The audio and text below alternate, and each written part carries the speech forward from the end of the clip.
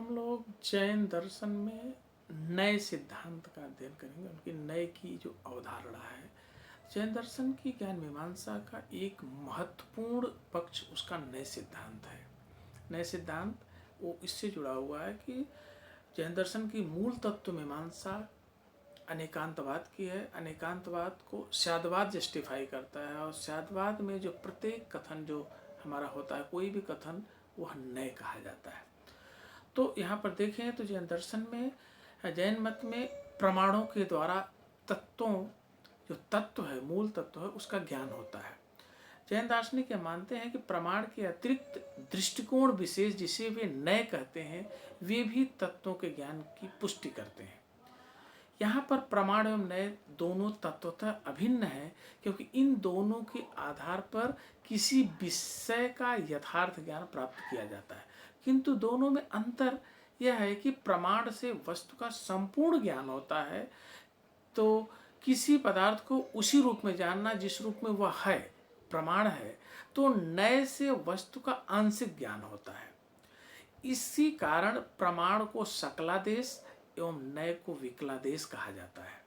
प्रमाण का विवेचन, जैसा कि प्रमाण के रूप में देखें तो तीन प्रमाणों की मानते हैं, वो भी प्रत्यक्ष अनुमान शब्द के रूप में वो मानते हैं।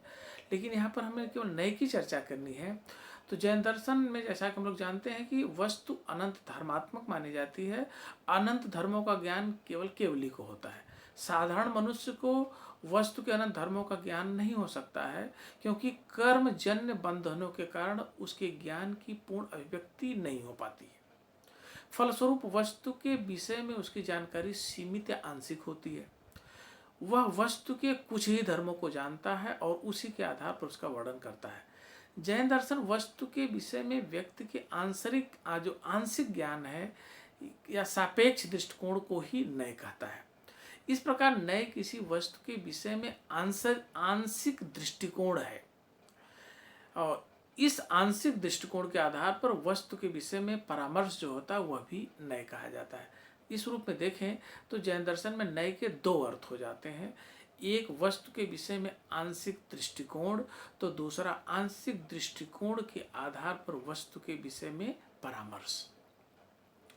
तो नए का अगर हम देखें तो यह एक सापेक्ष दृष्टिकोण है। हम उसके आधार पर किसी पदार्थ के विषय में कोई कथन करते हैं। जैन दर्शन की मान्यता है कि वस्तु के अनंत धर्मात्मक होने के कारण उसके विषय में अनंत नए, नए का मतलब दृष्टिकोण, भी होते हैं। अतः वस्तु के विषय में जो कथन एक दृष्टिकोण से सत्य प्रतीत होता है, वह अन्य दृष्टिकोण से असत्य भी हो सकता है। विशिष्ट दृष्टिकोण कभी भी वस्तु का पूर्ण ज्ञान नहीं कराते। ये वस्तु का ज्ञान एक विशेष दृष्टिकोण से कराते हैं और उस दृष्टिकोण से वह ज्ञान सत्य भी होता है।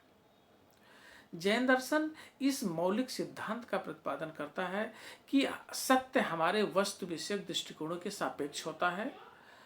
हम अनेक प्रकार के आंशिक दृष्टिकोणों अर्थात नयों के आधार पर सत्ता को जानते हैं। उसका प्रत्येक विवेचन अपने दृष्टिकोण से सत्य होता है। किंतु यदि नए के आधार पर वस्तु के विवेचन को उसके संपूर्ण विवेचन मान लिया जाए तो असत्य और सदोष होता है। और यहाँ पर नए में जो है दोष होता है, नए जो नए का हमारा दूषित हो जाता है, जो नया भास के रूप में जाना जाता है। जैन दर्शन में नए के 7 भेद की चर्चा की गई है। ये 7 हैं: नैगम नए, संग्रह नए, व्यवहार नए, ऋजसूत्र नए, शब्द नए, समभिरूढ़ नए एवं एवभूत नए। ये 7 नयों की चर्चा की गई है, जिसमें पहला नय है नैगम नय। नैगम नय जो एक संकल्पग्राही है, अर्थात नैगम नय में एक लक्ष्य का बोध कराया गया है, जो सब कर्मों की श्रृंखला को जो नियंत्रित करता है, एक संकल्प में दिखाई देता है।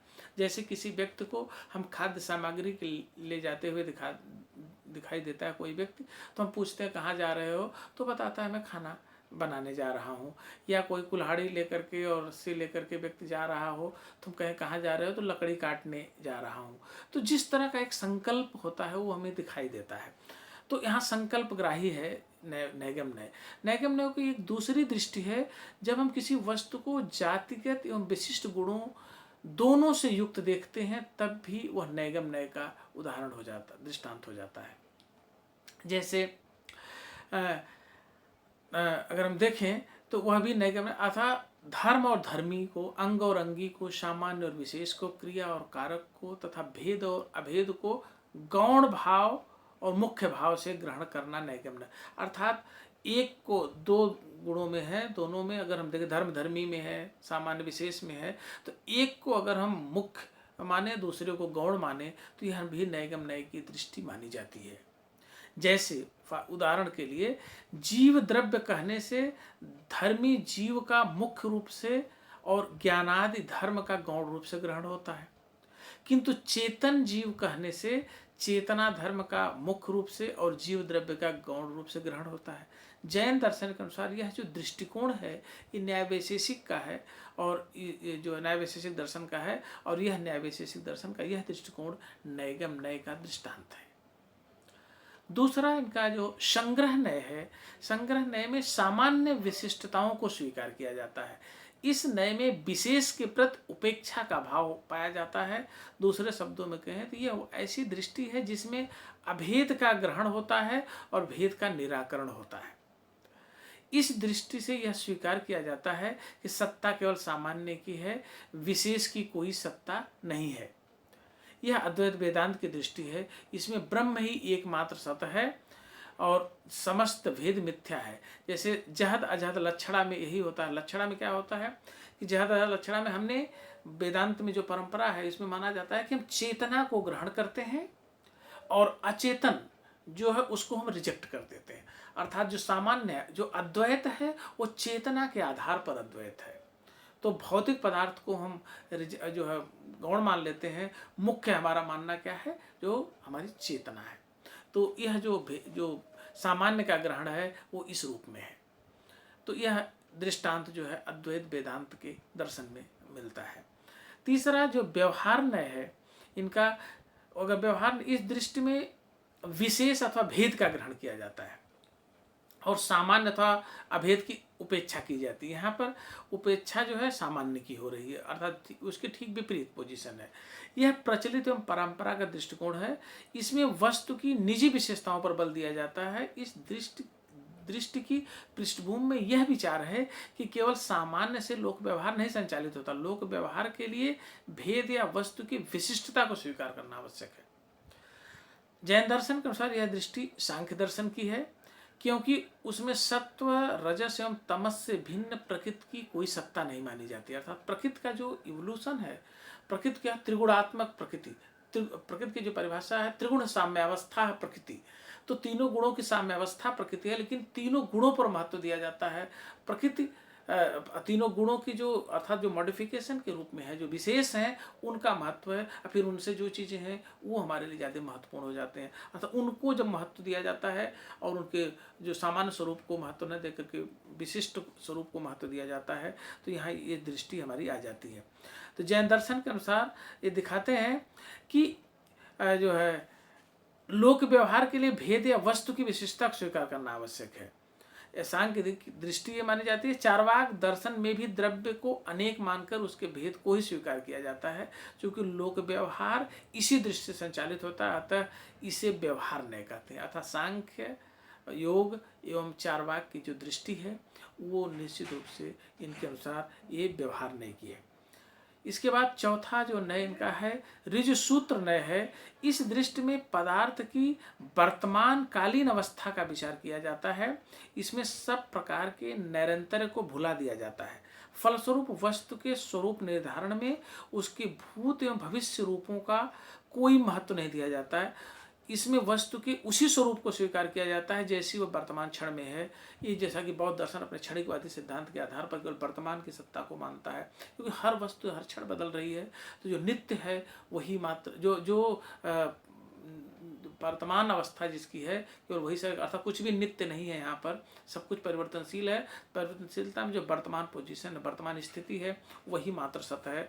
यह बौद्ध दर्शन की दृष्टि है, जो क्षणिकवाद में विश्वास करने के कारण स्वीकार करता है कि वस्तु वैसी ही है जैसी वो वर्तमान क्षण में होती है। इस तरह से इनका अगला जो नय है वो शब्द नय है। शब्द नय के आधार पर इस दृष्टि में अनेक शब्दों को एक ही अर्थ का द्योतक माना जाता है। इसमें यह स्वीकार किया जाता है कि प्रत्येक नाम का अपना अर्थ होता है और अन्य शब्द भी उसी एक पदार्थ को जो है इंडिकेट करते हैं, द्योतित करते हैं। जैसे घट, कलश, कुंभ को एक ही पदार्थ का वाचक माना जाता है।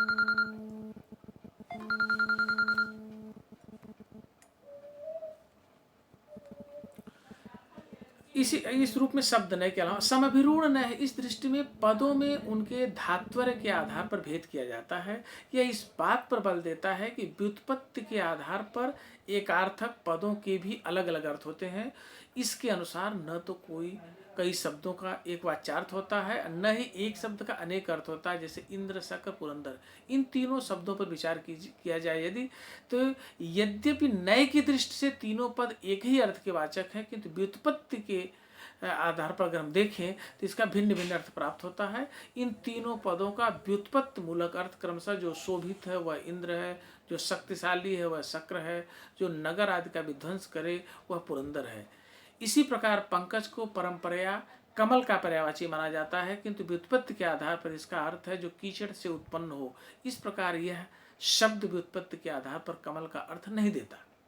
एवभूत नय समभिरूढ़ नय का एक विशिष्ट रूप होता है, जिसमें देखें तो समभिरूढ़ नय किसी शब्द का अर्थ उसकी व्युत्पत्ति के आधार पर करता है, तो व्युत्पत्ति भेद से अर्थ भेद करता है। एवभूत नय इस बात पर बल देता है कि उस शब्द का वह अर्थ तभी स्वीकार करना चाहिए जब व्युत्पत्ति सिद्ध अर्थ के अनुरूप ऐसी क्रिया अर्थात एवभूत संपन्न हो रही हो। जैसे पुजारी शब्द पर अगर विचार किया जाए तो समभिरूढ़ नय के अनुसार इसका अर्थ पूजा करने वाला व्यक्ति होगा, किंतु एवभूत नय के आधार पर वह केवल उसी समय पुजारी कहा जाएगा जब वह पूजा कार्य में प्रवृत्त हो, अन्य समय में नहीं। इस प्रकार यह नय समभिरूढ़ नय के अस्पष्ट भाव को भी स्पष्ट करता है। इस तरह से जैन दर्शन में यह नय के ये 7 रूप हमारे सामने प्रस्तुत किए गए हैं और प्रत्येक नय अगर देखा पदार्थ का ज्ञान कराने वाले अनेक दृष्टिकोणों में से एक ही दृष्टिकोण को प्रस्तुत करता है, किंतु यदि किसी दृष्टिकोण को संपूर्ण दृष्टिकोण समझ लिया जाता है तो वहाँ पर नय दूषित हो जाता है। जैन दर्शन के अनुसार न्याय वैशेषिक, अद्वैत, वेदांत, सांख्य, बौद्ध दार्शनिक क्रमशः प्रथम 4 नयों को स्वीकार करते हैं, किंतु वे भ्रमवश अपने दृष्टिकोण को ही संपूर्ण दृष्टिकोण मान लेते हैं। और इस रूप में जैन दर्शन के अनुसार प्रत्येक दृष्टिकोण नय सापेक्षता सत्य है, अतः न तो वह पूर्ण रूपेण मिथ्या है, न तो एकमात्र सत्य है। इस तरह से जैन दर्शन 7 तरह के नयों की चर्चा करते हैं।